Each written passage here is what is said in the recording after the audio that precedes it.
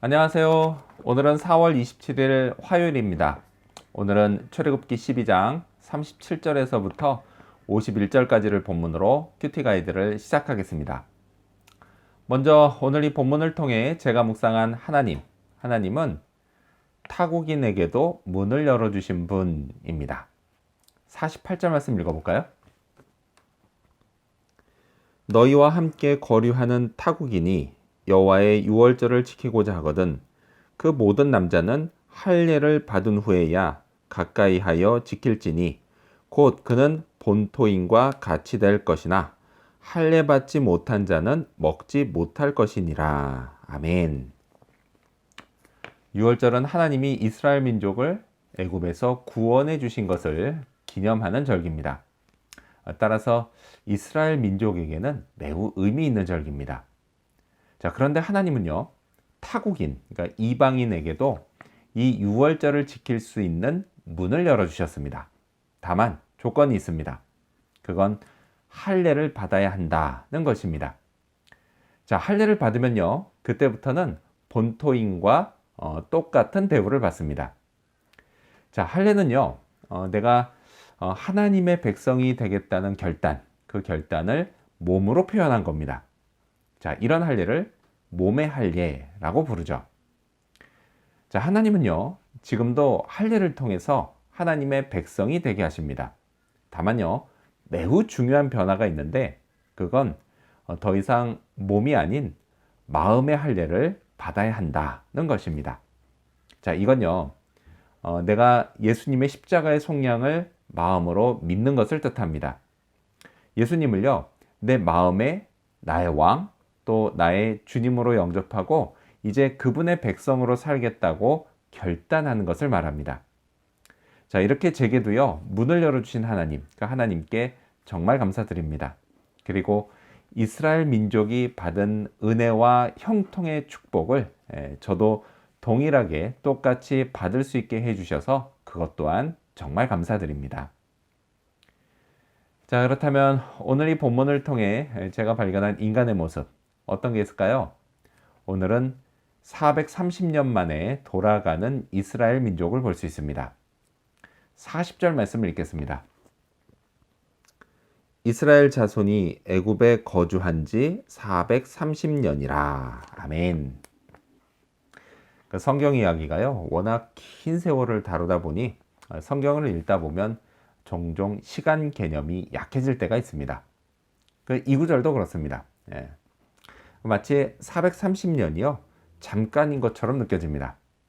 자, 하지만요, 사실 430년은 엄청나게 긴 세월입니다.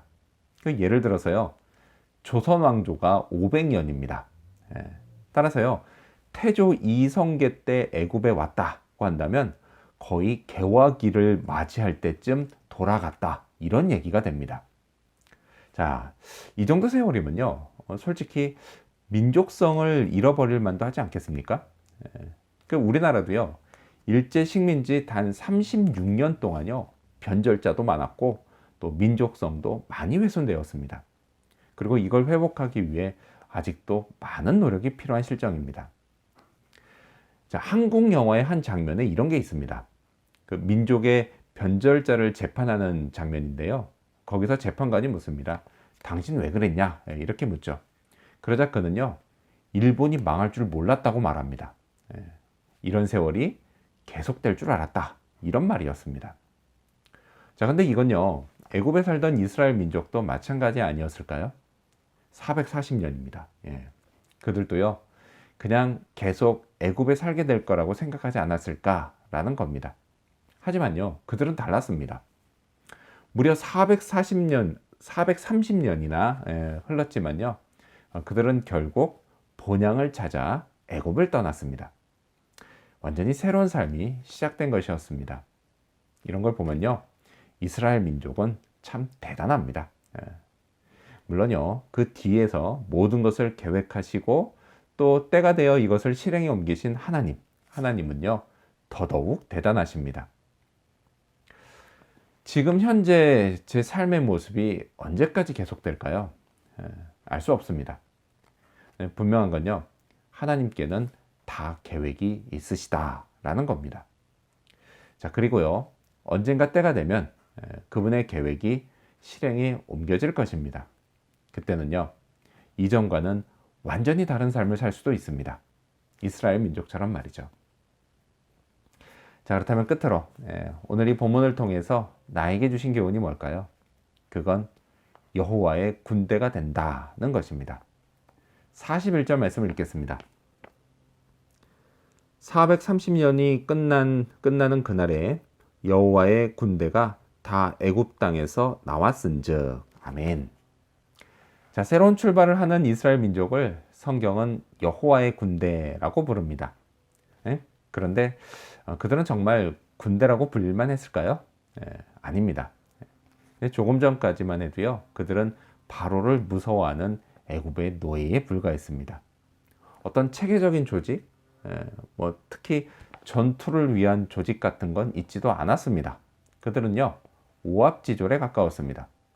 자, 하지만 성경은 그들을 당당히 여호와의 군대라고 부릅니다. 그리고요, 세월이 흐르면서 그들은 정말 여호와의 군대다운 모습으로 변해갔습니다. 성경은 그들 안에 있는 이런 가능성을 말씀했던 겁니다. 또한요, 장차 이들이 어떻게 쓰임 받게 될지 그걸 예언한 것이었습니다. 자, 하나님은요, 저도 이런 관점으로 보십니다. 비록 오늘 제 모습은 여호와의 군대 이렇게 불릴만 하지 못해도 제 안에 그렇게 불릴 가능성, 그것은 얼마든지 있습니다. 그리고요, 이 가능성은 충분히 실현될 수 있습니다. 왜요? 하나님이 계시기 때문입니다. 하나님이요, 사령관이 되셔서 저를 당신의 군대로 변화시켜 가시기 때문입니다. 자, 이 사실을 믿고 그렇게 하나님만 잘 따르면 됩니다. 물론 종종 실수도 하고요, 또 잘못도 저지릅니다. 그러긴 하지만 저의 사령관께서는 저를 포기하지 않으시고 저를 계속 교육 훈련시켜 주십니다. 이 과정이요, 쉽지는 않습니다. 그냥 현 상태에 머물고 싶은 강한 유혹도 받습니다. 하지만요, 여호와의 군대가 되려고 할 때 제 인생도 이스라엘 민족처럼 새로운 전기를 맞이합니다. 그래서 오늘도요, 하나님의 교육 훈련을 잘 받는 그런 하루가 되기를 소망합니다. 기도하겠습니다. 타국인에게도 문을 열어주신 하나님 감사합니다. 그래서 저도 예수님을 영접함으로 이런 믿음으로 하나님의 백성이 되게 해주신 것 감사드립니다. 그리고 430년이 지나도 결국 본향을 향해서 떠난 이스라엘 민족, 그 모습을 보면서 저도 현재의 삶의 모습에 안주하지 않게 하여 주시옵소서. 하나님께서 계획을 실행시키시고 저에게 새로운 삶, 새로운 인생을 살게 하실 때에 순종하며 잘 따르게 도와주시옵소서. 이를 위해 하나님이 저를 여호와의 군대로 만드시는 교육 훈련을 하실 때에도 잘 받을 수 있도록 도와주시옵소서. 감사드리며 예수님의 이름으로 기도합니다. 아멘.